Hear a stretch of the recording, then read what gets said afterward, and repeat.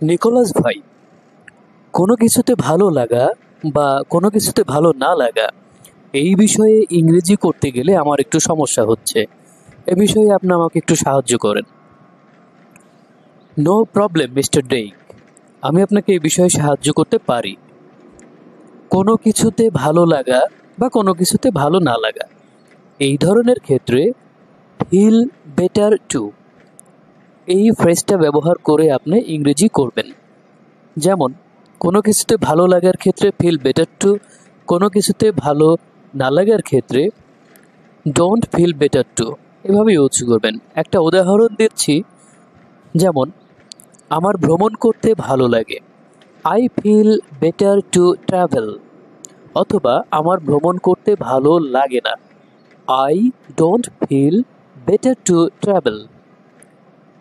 কিংবা আমার চা খেতে ভালো লাগে, I feel better to take tea.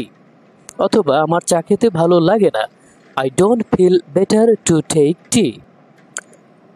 ও আচ্ছা আচ্ছা, বুঝতে পেরেছি।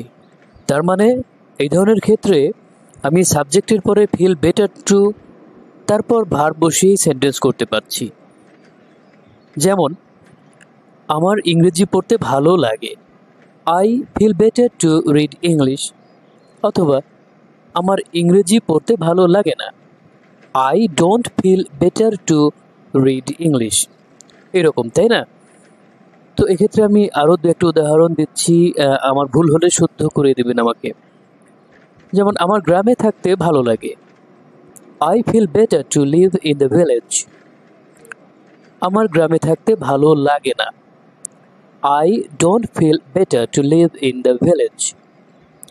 আমার কাঁদতে ভালো লাগে না, I don't feel better to cry. আমার হাসতে ভালো লাগে, I feel better to love. Exactly, তুমি ঠিক পেরে গেছো সবগুলোই। কারণ হচ্ছে তুমি মনোযোগ দিয়ে আমার কথা শুনেছ।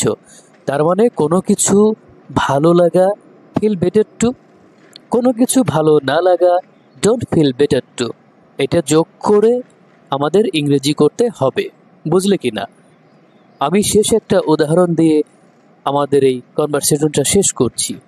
সেটা হলো, আমার ঝগড়া করতে ভালো লাগে না, I don't feel better to quarrel. কিংবা বলতে পারেন, আমার ঝগড়া করতে ভালো লাগে, I feel better to quarrel. আপনি বলতে পারেন, আমার রান্না করতে ভালো লাগে, I feel better to cook. অথবা আমার রান্না করতে ভালো লাগে না, I don't feel better to cook. Okay.